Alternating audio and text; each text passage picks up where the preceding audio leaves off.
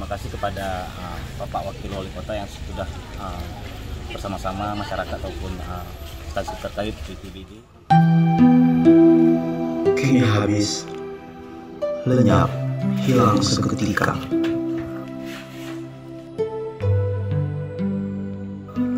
Barang-barang yang dikumpulkan berlahan, butuh waktu bertahun-tahun, hilang dalam hitungan menit saja.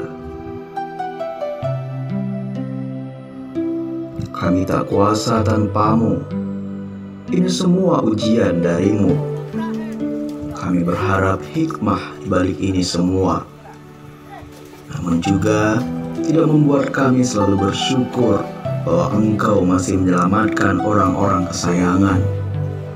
Karena harta benda masih bisa dicari, tapi keluarga tak akan bisa dibeli. Terima kasih Tuhan kami, terima kasih pemimpin kami, terima kasih saudara kami, terima kasih warga Lubani. Kebersamaan ini sungguh sangat berarti. Mari sama-sama untuk kita berhati-hati, karena musibah bisa datang kapanpun di kemudian hari. Hanya kepada Allah kami berserah diri. Semoga dosa-dosa yang ada diampuni.